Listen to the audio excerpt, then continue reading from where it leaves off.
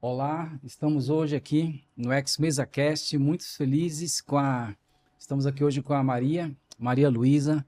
Ela é nossa especialista de dados. Ela faz toda a gestão da parte de dados geoespacial, dados estruturados, não estruturados, aplicação de LGPD, blockchain, tudo que se fala em termos de dados. Ela é aqui o nosso cérebro. E hoje ficamos muito felizes de tê-la conosco, principalmente pela linha que a gente vem adotando nas nossas conversas. O que acontece, Maria? Aqui, basicamente, a gente tem falado muito sobre governança a partir de dados espaciais, governança em geo. Falamos de IoT, falamos de sensoriamento remoto, falamos de inteligência artificial, falamos de soluções aplicadas à defesa civil, à segurança pública, mas sempre praticamente tudo se converge à governança. Governança. Praticamente toda vez que a gente começa a falar sobre aplicações geoespaciais, a gente começa num contexto muito operacional, obtenção, processamento de imagem, mas sempre no final a conversa está em governança. Sempre a gente já está falando de como que isso pode beneficiar o prefeito, o secretário, o diretor da empresa. E sempre que a gente começa a falar do alto nível, é governança de dados. Então, nada melhor do que termos hoje a especialista de dados para a gente poder amadurecer um pouco e evoluir mais sobre manipulação dos dados no contexto geoespacial, né? Isso. Obrigado. Bom, então acho que para a gente iniciar a nossa conversa, a gente começa do começo, né? Que é realmente a questão de padronizar ali de onde esse dado foi originado, se ele vai ser coletado. A gente precisa definir esses padrões, definir quais informações são interessantes, né, para o órgão, a empresa, a instituição que vai analisar. Definir como vai ser o preenchimento dessas informações, né, para que qualquer um do analista ou funcionário que receba esse dado, ele consiga saber quais informações ele deve colocar ali. Isso deve estar sempre seguindo um padrão e documentado, né, para que mesmo com a saída de pessoas isso consiga ser perpetuar nas instituições. E aí, partindo depois que a gente tem o dado, né, pronto, a gente vai partir para a análise, onde a gente vai analisar os campos que a gente tem ali, as informações que estão preenchidas e como a gente consegue associar essas informações espaciais, né, de localização, a uma outra informação que a gente quer ali agregar nesse dado, né? Então, a informação da localização ali, ela é bem importante que ela esteja adequada, né, feita nos padrões de qualidade, integridade exigidos aí, tanto pelos nossos órgãos federais, né, no nosso país, que estabelecem essas normas, quanto as normas que foram criadas, por exemplo, em uma instituição e uma empresa também sejam documentadas para a gente conseguir garantir ali a integridade, a precisão desse dado. Legal. Você deu É. um resumão de tudo, mas tem aí uns 10 temas diferentes já que a gente já viu aqui do que pode falar, né? Então, vamos lá, Maria. Vamos ver se eu vou conseguir acompanhar o seu raciocínio. Já começou lá em cima, né? Muito bacana. Maria, então, eu vou te fazer uma pergunta muito simples, me perdoa, mas vamos tentar estruturar então assim, porque eu vi uns insights muito bacanas aqui. Nesse contexto todo que você falou, primeiramente, de que tipo de dado que você está falando? Bom, hoje a gente pode dizer que qualquer dado é espacial, né? Qualquer dado ele traz uma informação de localização, ele ocorre em algum lugar ou ele ocorre num contexto que pode indicar a localização, caso a gente não tenha essa informação tão precisada, né? Ela pode ser uma região, uma cidade, um estado, um município, um país. E agora a gente pode ter as informações que a gente associa. Por exemplo, se eu tenho uma localidade de parada de ônibus, de hospital, de escola, ou eu tenho uma classificação de uso do solo numa determinada região, todas essas informações podem ser espacializadas. É a questão de, o Rosiel falou aqui de segurança pública, então, ocorrência de assaltos num determinado bairro, num determinado distrito, defesa civil, né? Localização de aeroportos, associar informação de voos a esses aeroportos, então é um mundo. Então, basicamente, a gente está falando de capturar as informações, por exemplo, de uma cidade, pegando aqui a cidade como uma referência, informação geoespacial de todos os pontos de ônibus, todos os serviços públicos. Isso, A gente pega tudo isso e estrutura num banco. isso, Um banco espacializado, pelo que você comentou, né? isso. Ótimo. Essa captura, essa aquisição dessas informações todas, como que normalmente elas são feitas? Como que um prefeito, um secretário de uma cidade consegue gerar esses dados? Então, a gente pode ir para uma técnica um pouco mais antiga, mas que funciona muito bem até hoje, que é a ida a campo mesmo. Por exemplo, eu ia a campo, eu ia à cidade e ver todas as paradas de ônibus, por exemplo, é um exemplo mesmo que a gente pode fazer dessa forma.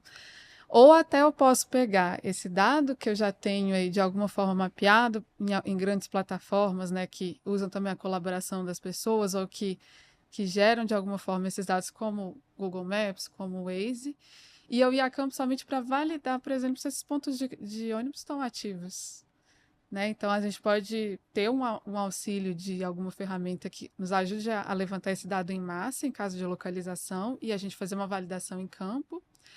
Ou a gente utilizar até outra ferramenta para validar. Por exemplo, eu pego essa base do Google Maps ou do Waze e valido junto com a base de mobilidade urbana da cidade, onde ela cadastra as linhas. A gente pode verificar se já tem informações que foram atualizadas e podem ser removidas do banco. Algo nesse sentido. Esses dados, é possível gerar esses dados também a partir de um satélite, por exemplo? Sim. Se a gente tiver uma precisão adequada, né, da imagem, a gente consegue identificar esses pontos. E aí é claro que a gente vai depender muito, né, desse nível da informação estar adequada, então de ser uma imagem que esteja nessa resolução.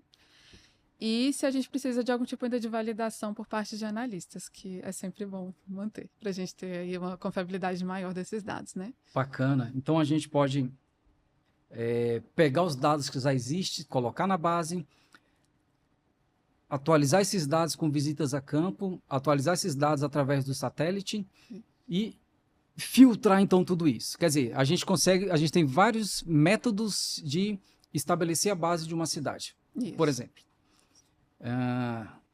tudo isso fica gravado num banco gel. Isso. E aí?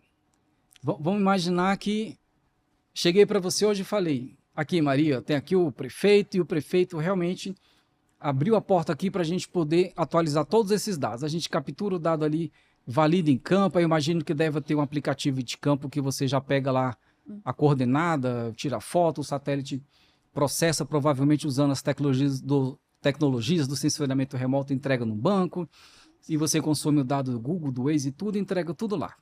Ótimo. Temos a massa de dados. Agora, tudo isso no banco não estabelece nenhum critério de governança, né?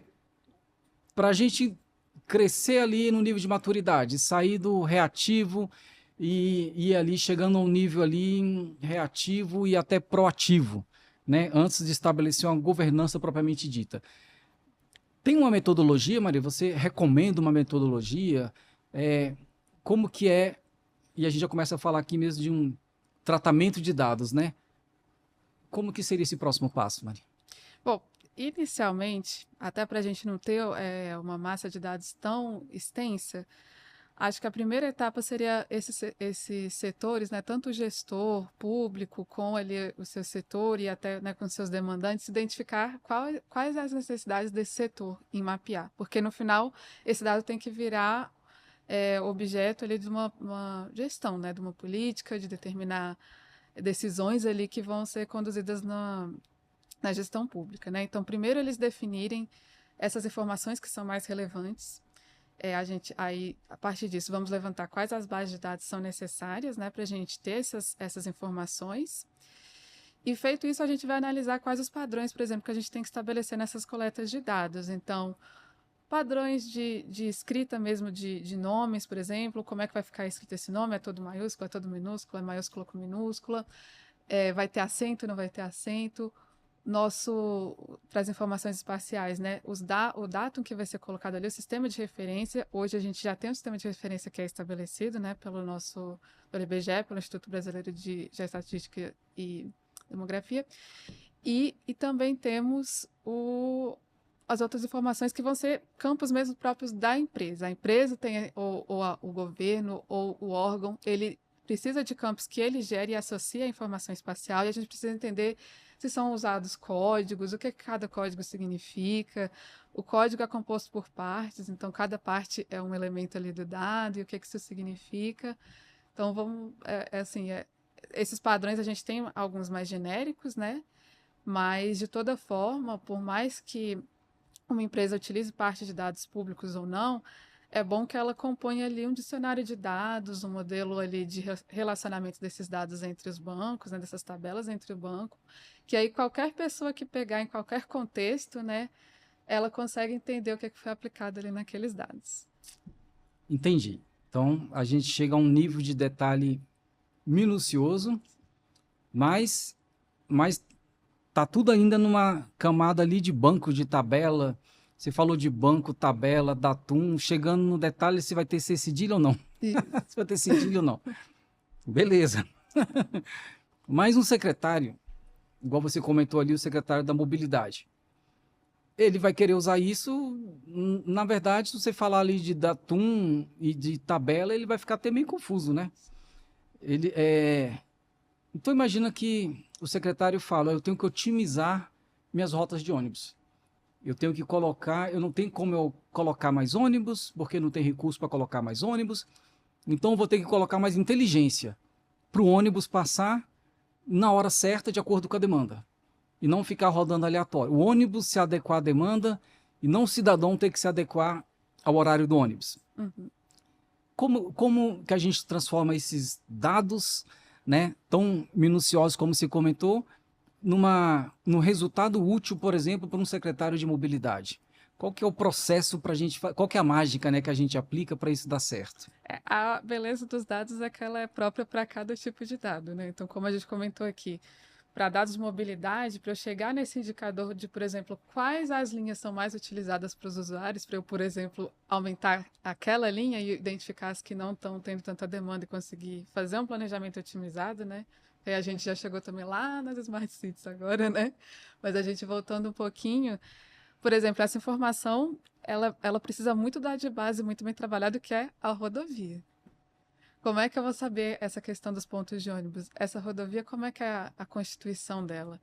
Né? Ela é mão dupla, ela é via única, essas outras questões que estão no posicionamento dela, que vão interferir no trajeto mesmo do ônibus, por exemplo, né?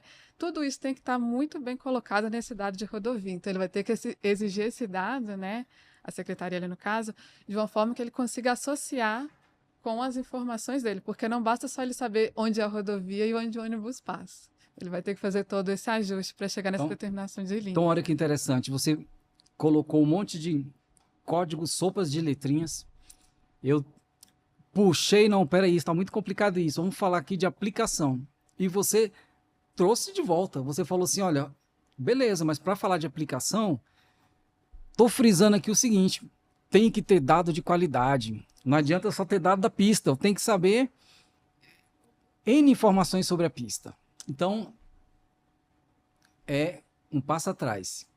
Tão importante quanto o teu dado é ter também dados qualificados, estratificados.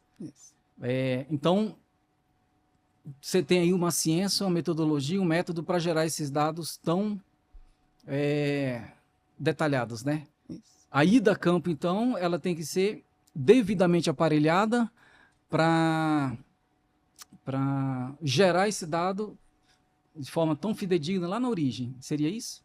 Isso, e principalmente na ida a campo, eu já ter feito uma análise prévia desses dados para eu colocar, né, o meu técnico em campo ali de uma forma otimizada, sem que ele tenha que fazer um levantamento tão extenso, e sim que ele vá fazer um levantamento realmente de pontos de dúvida que ficaram, para que a gente use os dados na sua forma mais otimizada, né? Diminuindo ali o gasto né, que não seja necessário. Claro, né? entendi.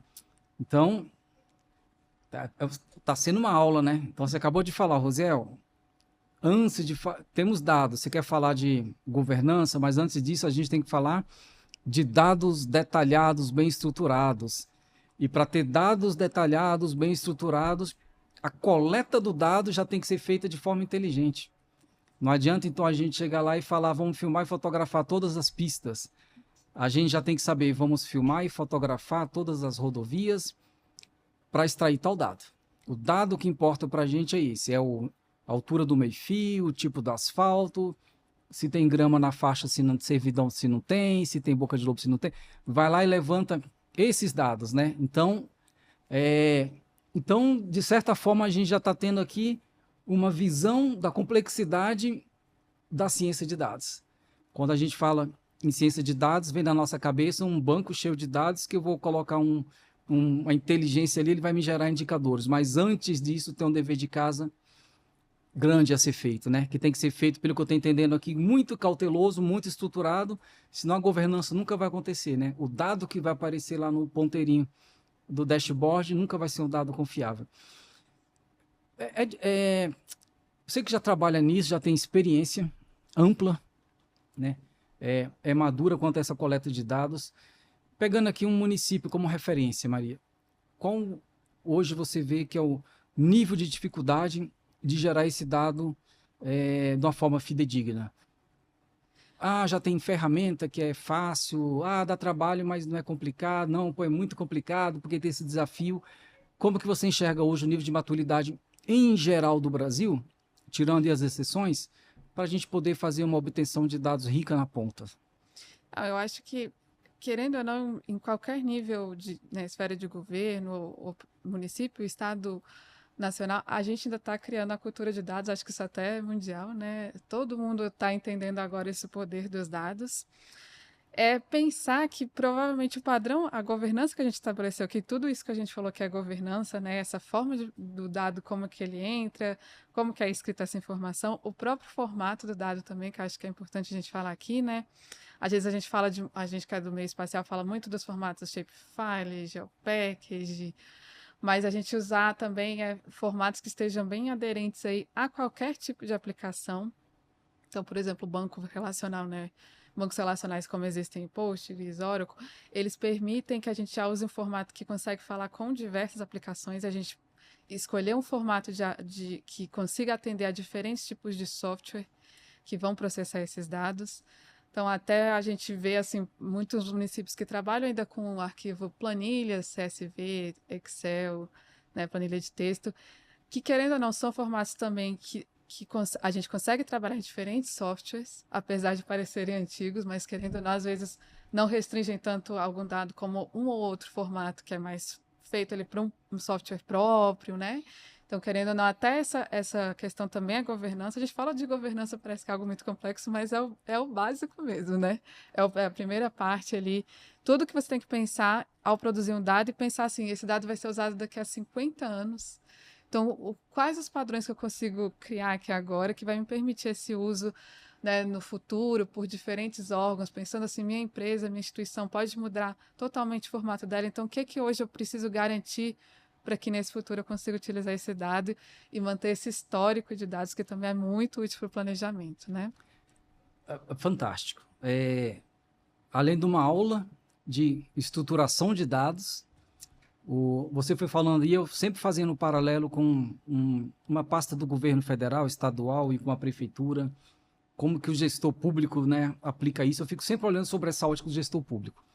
E aí você deu um outro toque agora muito importante, né? Então, tem que gerar o dado muito bem estruturado, o dado tem que ser gerado com inteligência, para poder ter uma resposta fidedigna, mas além de tudo isso, ele já tem que ser gerado nesse contexto inteiro, pensando no futuro. Exato. Que legal, né? A gente sempre olha, sempre a gente pensa ciência de dados para mostrar o que está acontecendo. Mas, tão importante quanto mostrar o que está acontecendo é a projeção do que vai para o futuro, né? O que isso vai dar daqui a 50 anos? Essa projeção, como que isso é feito normalmente? Como que o cientista gera os insights? Ele desenvolve um código, é algoritmo pronto, sei lá, a inteligência artificial hoje consegue fazer essas predições já? Como, como que, como que a gente desenha essa linha de futuro? E eu estou pensando aqui diretamente assim numa prefeitura, né? Já vimos aqui que né, o prefeito quer colocar ali uma ferramenta na sala de comando e controle dele que seja útil. Então, essa ferramenta tem que ter uma inteligência na captura do dado. Ela tem que capturar o dado lá no detalhe que ele precisa saber, não dado genérico. E ela vai ter que apresentar algum cálculo para ele entender que daqui a 10, 20 anos, essa obra que ele fez hoje que está linda, ela não vai mais servir, que aquele bairro que hoje é o mais rico, talvez ele não seja mais o bairro mais valorizado, e por aí vai. Porque ele vai ter que saber para onde que ele vai expandir a rodovia, para onde que ele vai pôr escola, onde que ele vai direcionar todos os investimentos, né? Então, é um trabalho de responsabilidade, olha só, dependendo do modelo que você codifique ali para gerar uma predição, ele pode pedir mais dinheiro, abrir mão de dinheiro ou botar até no lugar errado, né? É igual, de certa forma, é igual aplicar na bolsa, só que com dinheiro público. Então, tem aí todo um outro peso em cima. E aí, como que é hoje assim, o principal método para fazer essa predição, dando segurança, né, para as partes? Bom, aí, de novo, a gente vai cair um pouco na qualidade dos dados, né? Porque, primeiro, eu tenho que ter um volume bom, né? Para eu predizer o futuro, eu tenho que ter um volume muito bom de dados, né? Para que eu não caia em situações onde eu estou olhando um contexto específico, mas é aquele contexto que os dados me passam. Mas é porque, como eu não tive uma boa modelagem, eu não estou garantindo diversos contextos ali dentro do meu conjunto de dados. Então, primeiro, eu tenho que ter uma massa muito boa de dados. Quanto mais complexo o fenômeno, a gente pode até fazer essa relação de um volume maior de dados, ou pelo menos um volume que a gente consiga estabelecer, né, que esse conjunto que a gente tem consegue explicar esse fenômeno. E aí a gente vai partir para a qualidade desses dados. Então, tem uma massa grande agora de dados, eu vou avaliar a qualidade, porque alguns níveis de informação que eu tenho dentro desse conjunto vão me fazer escolher um classificador ou outro para que eu faça a predição. Então, às vezes, um conjunto de dados que, de fato, eu vou ter alguns dados que venham muito em branco. Então, eu tenho que escolher um classificador que me auxilie a tratar esse tipo de questão, né, de dados que essa coluna de dados vem sempre em branco, por exemplo, no meu conjunto de dados. Então, como que eu consigo preencher essa informação? Ela consegue se associar a alguma outra que venha sempre preenchida para a gente fazer essa correção e melhorar nosso modelo? Ou esses dados vêm às vezes preenchidos, mas às vezes vêm com muitas falhas. Conseguir identificar os grupos ali de clusters, né, que a gente chama, que são os grupos que realmente definem padrões dentro desse conjunto de dados, para eu conseguir falar assim, então, se esse dado está dessa forma, ele se assemelha a esse grupo, e aí eu consigo começar a segmentar e dar as decisões que eu vou precisar. Então, é meio dessa forma, assim, eu tenho uma grande massa de dados, eu trato ali alguns erros que eu tenho aparente, escolho um classificador. Nesse classificador, eu faço essa seleção de grupos que se assemelham, então, à medida que esses conjuntos, esses dados têm alguns critérios, eu vou ajustando eles para cada grupo, e aí a gente começa a ter as nossas decisões ali diante do modelo, né? Tem muita aplicação de inteligência artificial já para essa modelagem ou ainda vai muito da competência da experiência, né, da maturidade do analista de dados? A maturidade, ela sempre vai auxiliar, porque, querendo ou não, o técnico ele já tem esse conhecimento, então ele já bate o olho, ele consegue identificar alguns padrões, e aí ela vai ter que pegar o conjunto e aprender. Então, querendo ou não, o técnico, ele às vezes, né, pode te dar ali um ganho, mas a IA vai estar sempre te auxiliando na produtividade, em como produzir essas informações de uma forma mais rápida. Mas o técnico, a experiência ali sempre, né? Eu já trabalhei com diferentes padrões, algo nesse sentido desse tema, o padrão é mais ou menos esse. Então, o técnico consegue direcionar a IA, aí aumenta essa produtividade dele, e aí ele finaliza o modelo ali com uma maior precisão, mais rápido. Então, é sempre uma parceria ali. Bacana. Ciência de dados é realmente uma disciplina muito técnica, né? Pela sua fala, a gente vê que tem sempre o famoso tecniquez envolvido. Bom, percebo então que mesmo com avanço da IA, hoje ainda O cientista de dados é indispensável. Quanto tempo leva para se tornar um cientista de dados maduro, pleno, sênior, alguma categoria aí, onde realmente uma empresa, uma prefeitura, um agente público possa falar assim, não, eu consigo considerar, acreditar, vou levar em conta aqui no meu processo o dado que vem dele. Você citou várias vezes a palavra padrão. Às vezes a pessoa bate o olho e já identifica um padrão. A pessoa cruzou ali, já se estabelece um padrão. Normalmente, para você ver um padrão muito rápido assim, você tem que ter experiência, né? Então, em termos de carreira, quão difícil é trilhar esse caminho, mãe? É difícil essa resposta, que acho que é a mais difícil Então, de toda a conversa que a gente vamos vai começar ter. do básico. Tem que ter que formação para a pessoa falar o seguinte: vou ser cientista de dados. A gente, hoje em dia, a gente não tem um curso, né, que forma um cientista de dados. Ele é realmente ali eu posso ter um estatístico, eu posso ter um matemático, eu posso ter um engenheiro. Acho que uma visão também muito importante para a ciência de dados não é só o cientista de dados, mas também o analista de negócio. É um perfil também muito importante e que entende daquela área, né? O cientista ele domina as técnicas para tratar aquele volume de dados, mas o analista de negócio ele entende o contexto, né, que aqueles dados estão inseridos. Isso é muito importante, isso faz toda a diferença. É ele, por exemplo, eu quanto analista de dados, cientista de dados, eu vou pensar, bom, a rodovia vai me servir. O analista de negócio vai falar, mas só a rodovia não basta. Então, a área de dados, ela precisa de muitos perfis ali dentro para a gente chegar numa decisão que é uma decisão importante, que é, no caso aqui que a gente falando de prefeituras, é o gasto eficiente do dinheiro público, né? Então, eu posso ter um cientista de dados que, depois de formado ali, né, no seu curso, ele pode transitar ali por 5, 10 anos nessa questão e ele já conseguir trazer uma visão de sênior, ou eu posso ter um que ainda está como pleno, né?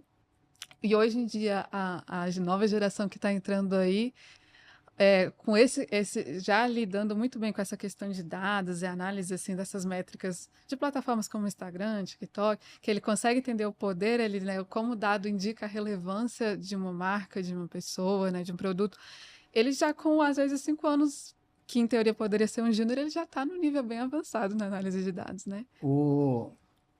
Bom, mas eu entendi então que o cientista de dados tem que ser uma mente mais voltada para exatas, né? Em geral. Em geral, mais voltada para exatas. Né?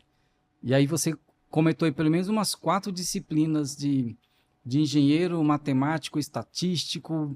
Normalmente vai passar por um profissional da TI, né? Isso. Um profissional de banco de dados, um desenvolvedor. Então, minha linha de raciocínio que eu estava montando aqui para atender uma prefeitura, por exemplo, atender um ente público. No primeiro momento está me parecendo que é extremamente recomendável, por exemplo, o prefeito considerar uma consultoria, né? Considerar um apoio na hora que ele vai projetar esses objetivos, porque para uma prefeitura tem o engenheiro, o estatístico, o matemático, o DBA, pensando dados é muito complicado, né? Normalmente eles têm os engenheiros, mas ele tem que olhar a ponte, ele tem que olhar a creche, a casa, a caixa d'água, a bomba, N coisas, e por aí vai. Já tem um dia a dia ali que consome, né? E a ciência de dados, a pessoa tem que ficar meio que reclusa ali na sala, né? Olhando números, padrões. Então, acho que considerar uma consultoria, uma empresa competente, experiente, deve ser um ponto bacana para começar, né? Essa jornada aí até atingir a governança plena a partir da gestão de dados. Você concorda? Sim, com certeza. Até a consultoria ela vai ter um papel fundamental nessa questão da estruturação que a gente comentou, que é uma das etapas mais difíceis. Quando você parte de um sistema, né, de um sistema que se alimenta de dados e isso tudo numa visão estruturada, as suas evoluções no futuro elas serão com certeza muito mais facilitadas.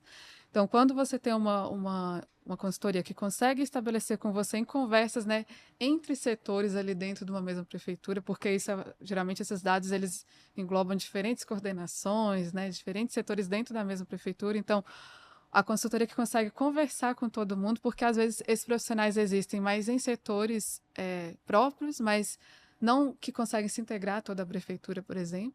Então, a consultoria consegue fazer esse trabalho de integrar os vários setores ali da prefeitura, levantar essas informações adequadas ao dia a dia do trabalho que eles realizam, né, sem que a gente proponha quase uma reinvenção da prefeitura ou do setor, e estabelecer o padrão e dando treinamentos também para que a prefeitura consiga caminhar dali em diante, né, de uma forma estruturada. Você é muito atuante nessa parte de dados, Maria, e é gestora, né? Assim, há muitos anos. É fácil atingir, contratar? Tem uma boa oferta hoje no mercado para essa parte de gestão de dados ou dá para dar aquele conselho assim, jovens, investe aqui que o futuro é amplo, é vasto, tem muito campo de trabalho. Jovem sempre invista nesse campo de trabalho. Acho que, independente da área, ainda que você não queira seguir a matemática, a estatística e a engenharia, mas sempre vai ter dado na sua área, com certeza. Então, você conseguir avaliar aquilo sempre vai ser importante. Mas eu acho que a gente está no momento em que os dados estão em alta, né? A tomada de decisão ali com base em evidências, com base em dados, ela está muito em alta. Isso otimiza muito o planejamento. Então, por mais que isso às vezes termine num dashboard de decisão, eu acho que hoje é uma área que as próprias prefeituras vão investir em ampliar concursos, né, que consigam ter profissionais dessas áreas, ou criar um setor de dados dentro da sua estrutura. Mas eu acho que isso veio para ficar, e eu acho que a tomada de dado hoje ela é fundamental para qualquer processo. Assim, o prefeito ele precisa saber o porquê que ele está tomando aquela decisão, e aí, no fundo, por mais que não tenha um dado específico, foi um dado que levou a essa decisão, né? Então... Entendi. Então tem um mercado, né? Mercado. Bacana, bacana, legal, mas é uma ciência mesmo, né? A gente viu como uma ciência mesmo. E como toda ciência, né, específica, normalmente é muito importante. Sim. Como a medicina, como a geologia, como a engenharia espacial. Então, a ciência de dados é hoje uma das disciplinas, então, fundamentais, estruturantes para qualquer empresa ou ente público evoluir, né? Bacana. E como que você tem observado, Maria, esse contexto, esse pilar da ciência de dados no contexto geoespacial? Isso é comum? Você acha que o Brasil tem tido uma maturidade nisso ou assim estamos começando e ainda tem todo um trabalho a ser desenvolvido? A ciência de dados geoespacial. Ela é uma caixa ali dentro da ciência de dados, né? Então, imagine que se eu tenho que estruturar um grande volume de dados, é mais uma estruturação que eu tenho que fazer para conseguir associar aquilo a um local, né? A uma localidade, a um estado, a um município. Então, eu sempre associar o componente espacial é mais um termo, né? Uma condição que eu tenho que fazer ele tratar nos meus dados para que isso esteja correto, né? Então, eu acho a gente percebe assim que esse é um tópico que está até mais avançado um pouco que a própria estruturação de dados convencionais, às vezes talvez por ser muito clara essa correlação entre a decisão que eu tenho que tomar e onde essa decisão tem que ser aplicada, né? Mas é uma complexidade a mais, querendo ou não, né? A gente tem que entender ainda mais quando a gente entra em, por exemplo, restrições de uso numa área. Eu tenho todas as informações dessa área e ainda tenho a complexidade espacial de entender quais áreas estarão restritas, né? Então, é claro que hoje a gente já vê esse uso um pouco mais disseminado, mas é um fator a mais, né, nessa estruturação ainda. É um pouco mais desafiante, né? Com certeza. Reforça de novo meu pensamento aqui sobre a necessidade dos gestores públicos recorrerem a especialistas para poder ter um resultado rápido, né? Por que eu faço esse destaque aqui, Maria? Porque, olha só, assim, a gente nas nossas andanças, né, esfera federal, estadual, principalmente municipal, é muito comum quando a gente começa a bater um papo com um prefeito, um secretário, e aí ele chama ali o time dele para participar da conversa, e a gente vê aquele, ah, não, mas eu já tenho, ah, não, mas eu faço, ah, mas isso aí é fácil, ah, não, eu consigo pegar ali o ferramenta tal e faço não sei o quê. Sempre tem um imediatista, né? E às vezes o imediatista, ele mata um projeto, porque ele gera uma expectativa de que ele vai resolver aquilo com uma ferramenta X, e aí depois você cruza de novo com aquele gestor, às vezes um mês depois, às vezes um ano depois, e aí ele fala, caramba, volta lá para a gente conversar, vamos evoluir naquela conversa, eu queria agora começar a dar uns primeiros passos naquele tema, é importante a gente ter o painel geográfico, né, geoespacial, com a informação online, e aí você percebe o quê? Então não teve nenhum passo naquele sentido de fazer in-house. A gente se depara com isso muito. Mais de metade das reuniões que a gente vê no dia a dia se desdobra nisso.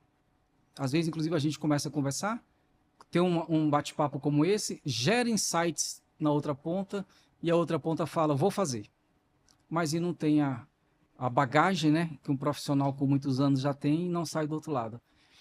É por isso que eu, assim, de vez em quando, reforço aqui essa questão da importância da consultoria externa, né?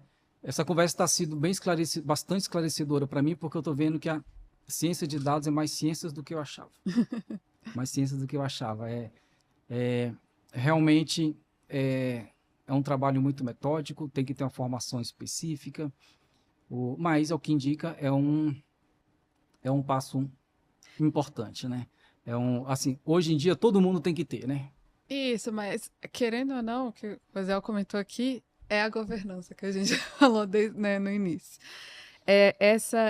Estabelecer essa diretriz, né, na sua organização de que isso é um processo vital, a criação de dados, a estruturação dessa informação, é o que vai fazer com que isso não fique numa pessoa, num setor, é o que vai fazer que isso seja uma política mesmo seguida, né, dentro do seu órgão, da sua instituição, da sua empresa, e faça com que isso se perpetue, assim como a gente falou dos dados, né, que tem que ser feitos produzidos para serem usados daqui a 50 anos, você tem que pensar também uma governança ali que faça com que esse processo fique sempre vivo na sua instituição. Né? Gestão do conhecimento, né? Tirar o dado que está só na cabeça das pessoas e institucionalizar esse dado, né? Isso. Colocar ele aparelhado para que as gerações futuras lancem mão deles, né? Também fundamental, né? Muito importante destacar esse ponto. De novo, por quê? Experiência prática, a gente vê, todo dia isso.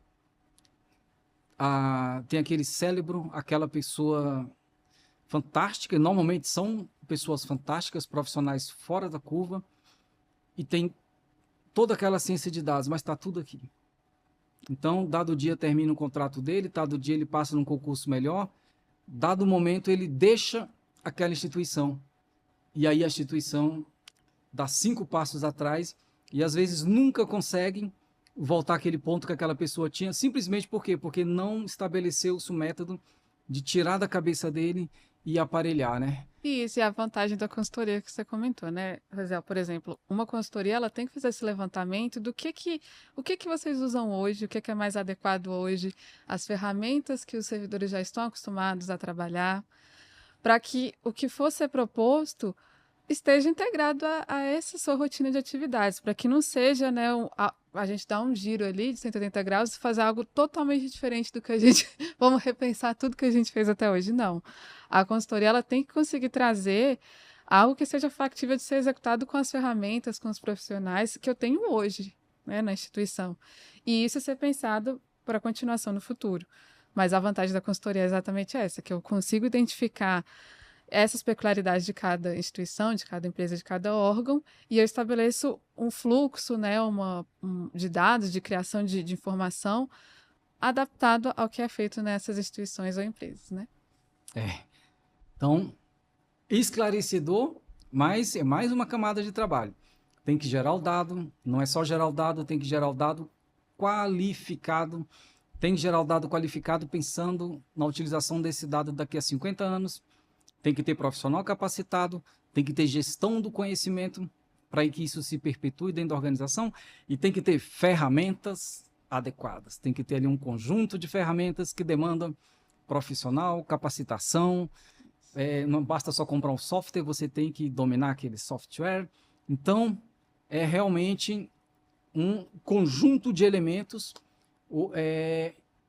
e a gente viu paralelo a tudo isso que hoje em dia é indispensável. Não se fala de maturidade, de governança, de proatividade sem uma ciência de dados plenamente estabelecida. Então, transforma-se até numa dica, um toque, um alerta, né?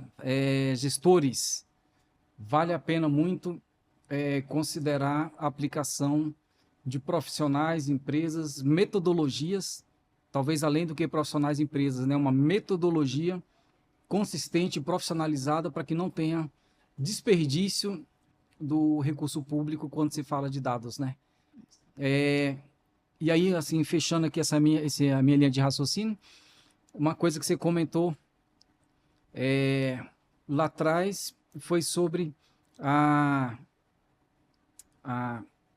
importância da sequência, a linearidade, manter esses dados ao longo do tempo para poder, lá na frente, ele ser útil numa tomada de decisão. Não adianta ser só um dado hoje. Quanto mais, você comentou que quanto mais base histórica a gente tiver, 10, 20, 30, 50 anos de dado, melhor vai ser lá na ponta, né? Conheça seu passado para você poder modelar o seu futuro. Bom, eu sei a realidade do Brasil, muita gente não tem ainda muita gente nem tem esse histórico passado porque nunca teve uma ciência de dados. Mas o importante é começar. Isso. Uma hora você tem que começar. O importante é hoje nós sermos melhores do que ontem. Então, tem que ter um T0. Então, Maria, rumando aqui para o final, se eu fosse te pedir assim, um grande conselho, eu vou pedir um conselho para você, mas pedindo para os nossos gestores, né? Alguém que quer começar hoje, olha, eu quero hoje realmente começar implementar, né, processos de ciência de dados para eu entender meu agora e principalmente poder embasar meu futuro, para eu poder gerar um plano diretor mais estruturado, para poder estabelecer métricas de medição. Alguém que hoje está no nível 0, ou pior do que nível 0, tá, né? Está ainda assim em déficit, está caótico. Como que você sintetizaria aí assim uma linha do tempo, um plano de ações? Como que alguém pode partir do 0 para ter o mínimo, né, ali de uma ciência de dados implementada? O que você sugere, Maria? Uma boa conversa ali com seus técnicos, né? Pode começar no seu setor, você não precisa reunir toda a prefeitura para definir isso. Entender realmente assim, e você enquanto gestor, primeiro, pontue ali quais as informações que você quer saber, que são necessárias para a sua tomada de decisão. Verificar com esses técnicos esses dados que são necessários para responder essas perguntas, né? Comece listando suas perguntas, verifique ali com os seus técnicos se vocês têm dados para responder essas perguntas. Em caso de não ter, como gerar. E se temos, mas precisamos melhorar, identificar o que tem que ser feito, né, a nível de padrões, a nível de formatos utilizados, a nível de atualização desses dados, o que tem que ser feito.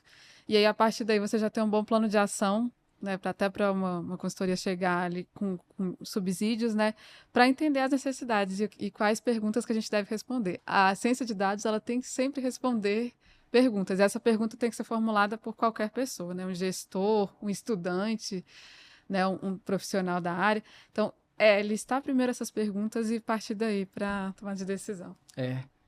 Concordo plenamente. Tem um ponto de convergência aí com o discurso que a gente sempre faz sobre a parte de governança de dados através de dados espaciais, né? Que é tentar, como é tudo geográfico, é tudo atrelado à área, qual que é o foco principal? Exatamente tentar responder as perguntas-chave. A gente sempre usa aquele jargão, tentar responder o quem, quando, onde, como, porquê, da forma mais rápida possível, na quantidade menor de clique, né? especificamente no caso da ciência de dados. T0, então, é o gestor saber, inicialmente, eu quero saber isso. Claro que são N perguntas, né? Mas, então, ele pode elencar ali as 2, 3, que são as principais dores, e começa daí, né? Isso. E aí o amadurecimento vem vindo ao longo do tempo. Fantástico. Muitos desafios, mas tem um caminho muito fácil para poder se trilhar, né? Para começar do zero, para quem ainda não está com o mínimo ali de base estabelecida. Maria, agradeço demais pelo tempo, assim, pela oportunidade. Espero que a gente possa repetir essa conversa aí sobre ciência de dados, né? E aprofundando e colocando, inclusive, mais aplicações para quem está na ponta poder ter insights. Caramba, então eu posso resolver esse problema com minha ciência de dados, eu posso implementar a ciência de dados para automatizar a elaboração do meu plano diretor, eu posso colocar a ciência de dados para multiplicar por 100 as aplicações do meu cadastro técnico e por aí vai. Fantástico. Já fique o convite para o próximo.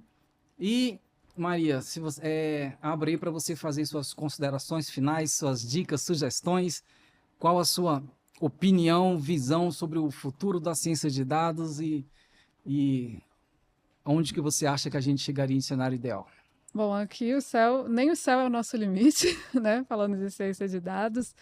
Então, parece às vezes um processo muito complexo, muito moroso, mas vamos sempre lembrar que hoje a gente tem ferramentas aí na tecnologia que nos permitem avançar bastante. Mas também lembrar que a ciência de dados ela sempre vai exigir esse componente da pessoa, né? Pode ser o analista que ainda valida os dados, pode ser o gestor que determina as ações mais importantes. Então, é uma área que tem espaço para muita gente e que tem mercado aí infinito. Eu acho que não tem nenhuma área que a gente consiga pensar aqui que não precisa de ciência de dados. Então, vamos lá que o trabalho vai sempre existir nessa área. E as melhores decisões também para serem tomadas, tá? Maravilha. Obrigado, Maria.